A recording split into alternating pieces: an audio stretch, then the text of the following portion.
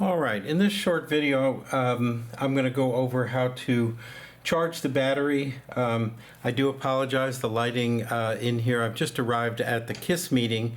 I'm in the hotel room in Fort Lauderdale.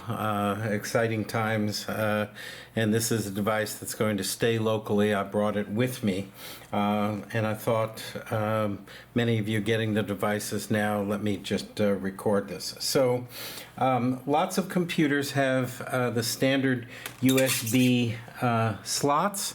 This computer has two of them on this side and one on the other side of the computer, but I don't think we need to see that. And see if I can show that. No, too hard really to see in this poor lighting, but this is your standard USB size, but the ReadAlyzer battery has the USB-C, which if you have an iPhone or an iPad, the newer devices, this is really what is used on this. This laptop has one USB-C port on the back, and I could plug this directly in and not have to use the adapter. But just to show you here, the first thing you do is put the adapter in. I always find that's the safest way to do this.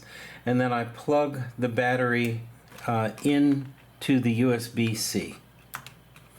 And we will keep it plugged in. You'll see it blinking periodically, a bright blue.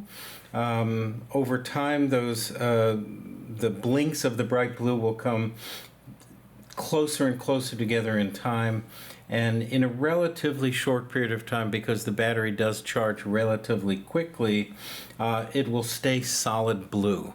So I recommend before working with the device, plug that in till it stays solid blue. It will stop blinking, and then you're ready to proceed with pairing and installing the software.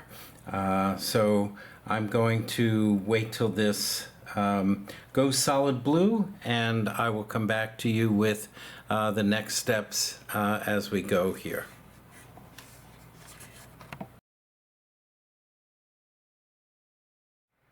And this is just to show what the battery looks like when it remains solid blue and is fully charged.